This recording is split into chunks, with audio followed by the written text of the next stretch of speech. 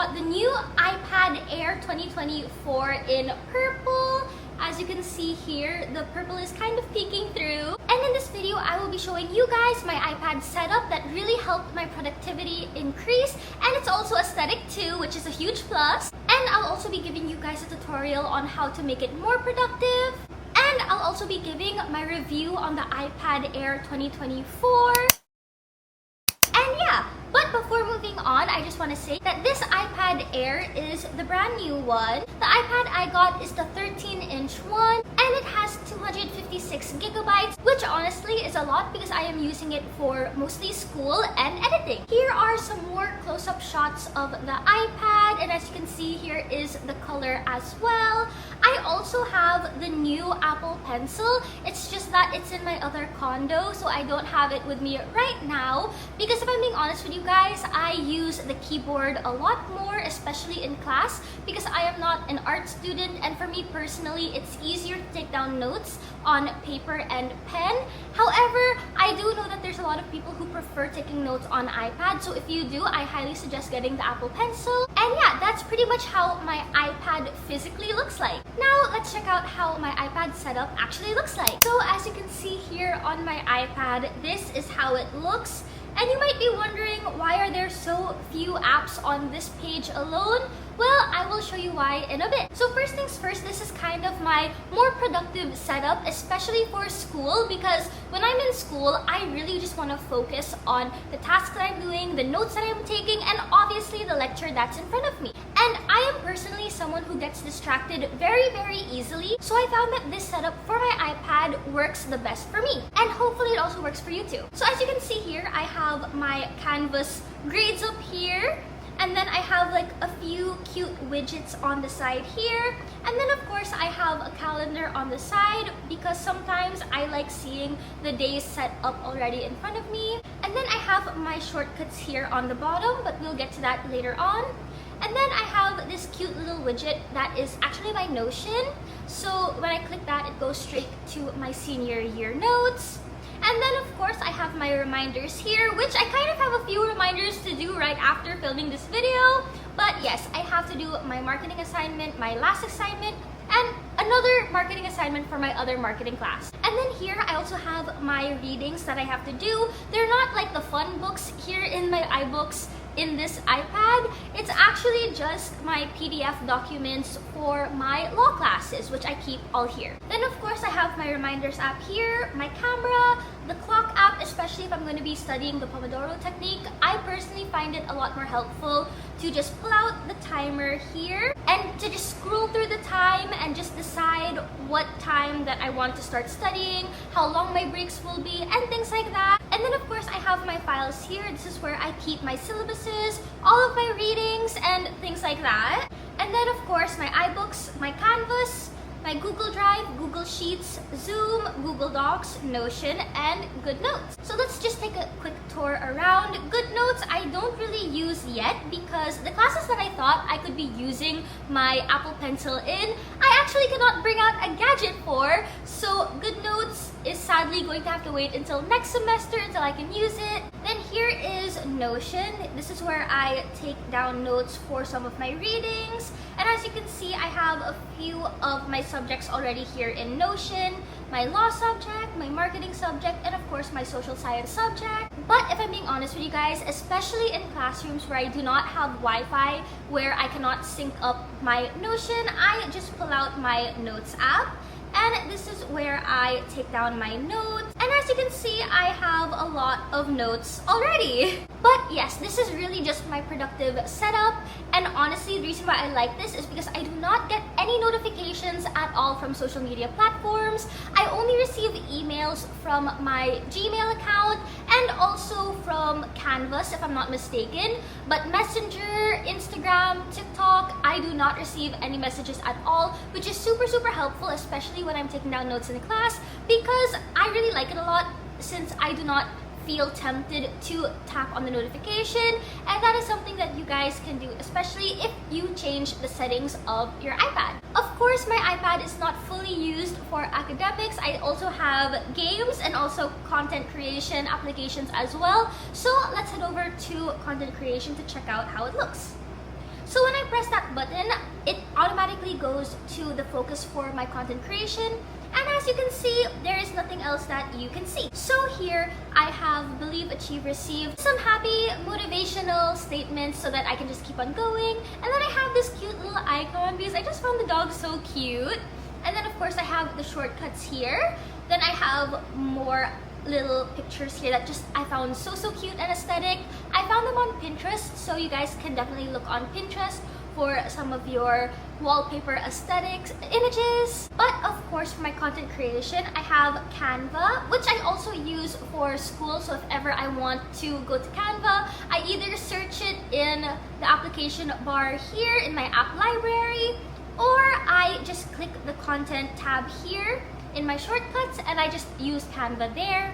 And then of course I have CapCut, Freeform, Snapseed for pictures, the DJI Mimo app. This is basically what I use to transfer my videos from the Osmo Pocket 3 that I'm using right now to this iPad. And of course I have iMovie, which is another application I use for editing. It really just depends if I want to use CapCut or iMovie. And then of course I have Pinterest for some inspirational pictures, for outfits, content ideas, and just pretty much for mood boards and things like that. Then next up, aside from this, I also have a games tab, which is a bit more hectic looking admittedly, because for me, it's not really about the aesthetics on this tab, since this is just for more fun and games and social media. So here I have still an announcements page from Canvas, because even if I am on my games focus on my iPad, I still want to know if ever there's an announcement I'm missing on school. And then I have as well some iBooks here, again more readings just in case, because usually I go on my games tab when I am on my break. So this little tabs right here just remind me that, you know what, I still have work to do, so I really need to do it. Then I have a picture of me and my boyfriend here. I have a clock here, the battery in my iPad right here, and then of course I have Instagram, Facebook, Messenger, YouTube, Minecraft, Roblox, Slither.io, Tetris, and of course books. Now you might be wondering how you can make your iPad look a bit more aesthetic, and also how to make it more productive with the shortcuts that I showed you earlier, where I was able to jump from content to games and then also back to school. And here's how I did it. So for the little icons here, I actually used widget for that. So you just go on widget, and as you can see all of these pictures here. What you can do, you can add a small widget. I usually pick photos, and then I choose a photo here, and then I choose from photos. And as you can see here, I have a few cute photos here. So let's say I'll use this one here. And as you can see, it's small number 6. So I'm going to save that. Then when I go back to this page, I will long press on my home screen. Tap this icon right here with the plus sign. Then I will go all the way down to where Widgetsmith is. Click on small. And then as you can see, the picture of me and my boyfriend appears. But since I want the other picture to appear, I'll click it. Click right there. And click small number 6. And there is the picture that you can see here. And that's basically how you can add your widgets onto your iPad. But of course, there are also other sizes that you can use as well. But for this tutorial, I just created a small one so that you guys can see how it looks. And if you want to remove it, tap this button right here, remove, and there it is. Now comes a little bit of a trickier part where I use the shortcuts to jump from content, games, and school. So how I did this was I first made sure to make my focuses. And as you can see here, I have games, content, and school as my focus. So when you already create those pages already, then you can already start making the shortcuts for it. So first things first, make sure to make those focus pages. And now here's how you can make the shortcut applications appear on your iPad. So first things first, find the shortcuts app. So here you can find it. It looks like this. And as you can see here, I have a folder right here that says focus, where I have quick note, games, school, and content. So for this, we're going to create a new folder, and let's just make an icon here, which all of these are just so cute. You can decide on what icon you want. But for now, let's make it a home. And then we're gonna title it test. So here, we're going to click this button, which is the plus. Then we are going to search here, focus. And here you can see that you can set focus. So click on this, and then you'll see this page right here. So you'll see turn do not disturb off. And of course, we want to change that so that you can go from page to page. So click do not disturb. And as you can see, I have my other focus pages, which is school, content, and games. So we're going to pick content. And then we're going to click off because we want to turn content on until you turn it off. And that is how when you click it, it'll go to the next page. And then if ever you click on another page, it'll go on another page. And of course, you can also change the icon attached to it. Here, you can change the color. Let's change it to green for this test. And then you can also change the icon as well. We can change it to these earphones right here. And you can also change the name to this. So let's say that this is content 2. So here's how it's supposed to look in that folder. And as you can see, the test folder and the focus folder are 2 different folders. So just for another test, let's add another focus filter as well. We can add games, and we can make it this. Games 2.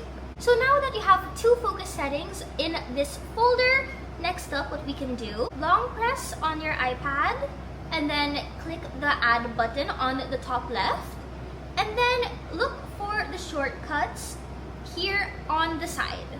Here you can see that you have a shortcut, a shortcuts folder, and a lot more, especially if you have a lot of shortcuts.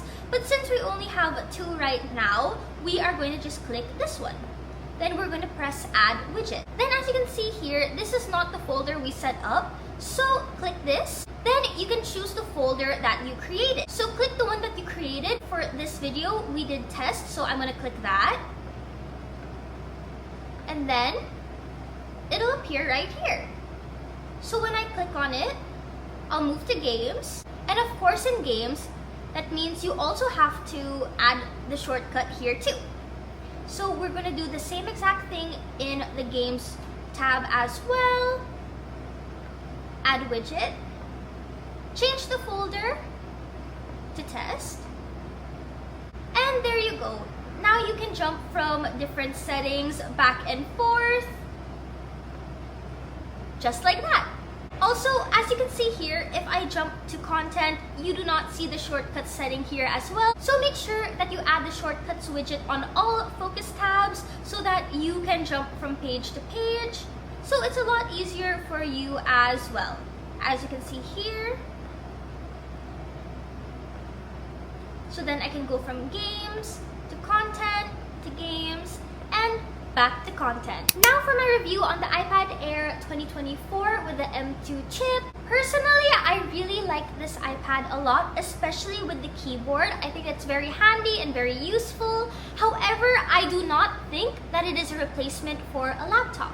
Now, the reason why I say this is because there's a lot of functions on the laptop that is not, of course, available on the iPad. And I do think a laptop is still handy as well. It's just that if you want a more compact thing to bring to school, then I really do suggest that you get an iPad. Now, as for the size of the iPad Air, I honestly think that it's up to you. I thought originally it was the 11-inch, and also my mom thought it was the 11-inch as well. But then when I put it right next to my laptop, we were so surprised to see that it was almost the same size. And just to find out that we actually got the 13-inch instead, which is just so funny. But of course, I do not have any regrets on this because for me personally, I really like the bigger screen because I use the half and half tab a lot where I can see, for example, the module on one side of my iPad and then my notes on the other side of my iPad. And for me, I really like a bigger screen for that because that's pretty much what I used my laptop for, especially during class. So having that bigger screen for my iPad in school is really helpful for me. And when I use the keyboard, I really love it a lot because I think that it's very handy and it's a lot easier to use the keyboard instead of just using the screen to type. So I really think that the keyboard is worth it if you are going to use the iPad to take down notes when it comes to typing. Now, when it comes to the Apple Pencil, I only suggest that you get an Apple Pencil if you're really going to use it. For me, I personally just do not use the Apple Pencil as much. I will only probably use it if ever I need to write down math equations or formulas or draw charts and diagrams and things like that. But right now for me, it's just not part of my study style. However, if it is part of your study style, I do recommend for you to get an Apple Pencil. And yeah, overall, I do not think that it is a replacement for a laptop. However, I think that getting an iPad instead of a laptop for school is really, really beneficial and useful, especially since it's really compact. And not only that, but overheating does not happen as much. Because for example, I have a friend next to me who has her MacBook out, and after an hour of class, I can hear it have like a sound right after. And when I touch her laptop, it just overheats. Versus my iPad, even if it is on for an hour or for even 2 hours, I do not feel it overheating. But of course, maybe it's also because it's brand new and I've only been using it for a month and I only use it for academics. So it really is not being burnt out at all. And also, the reason why I really suggest having an iPad for school is because just like I showed you earlier, you can have the focus settings on your iPad. From what I know, you don't really have that on the laptop, or it's a bit harder to control on the laptop. And of course, because you're just on your laptop, it's more tempting to open a new tab, to play video games, or to play little games like solitaire or snake game. Because I'm kind of guilty of doing that during class. But now that I have my iPad, I play a lot less games during lectures. And honestly, because of the focus settings, I feel like I am more immersed in the lecture because of my iPad. Now for my overall thoughts for this iPad, do I think that the iPad Air 2024 with the M2 chip is worth it?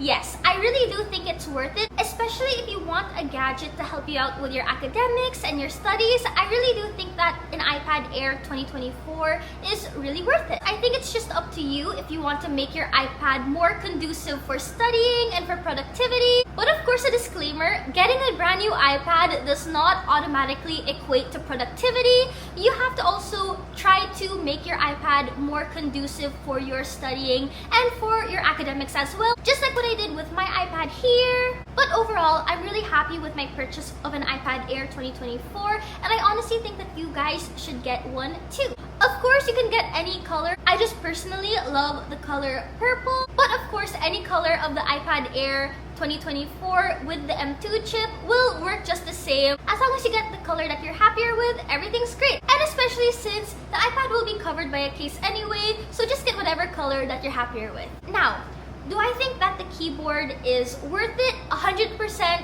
yes. I personally love this keyboard a lot. The only downside is that there's no protection when it comes to the sides.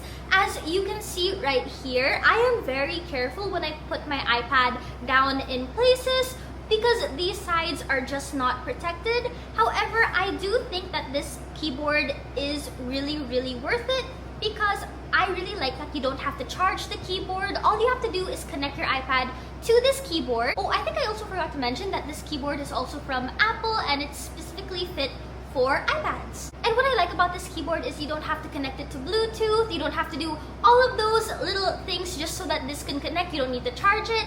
I just like that you just have to put your iPad on it and it'll automatically work. Overall, an iPad can be really useful and helpful to your academics and to studying as long as you make sure that it is fitting to your studying style and also conducive as well. Hopefully this video helped you out if you're deciding on if you should get an iPad Air 2024 with the M2 chip. And if you need more tips on how to use your iPad, please let me know below and I definitely can help you out with that. But how about you guys? What do you guys think of the new iPad Air with the M2 chip? Please let me know in the comments. I would love to discuss it with you all. And if there's any other tricks or tips on the iPad that I missed, please leave them below in the comments so that we can share them with one another. Also, let me know in the comments if you're going to get one and in what color. If this video helped you out, please give this video a thumbs up and also subscribe to this YouTube channel so that we can be besties. And yeah, thank you all so much for watching. Remember to smile today. Bye! Looking around.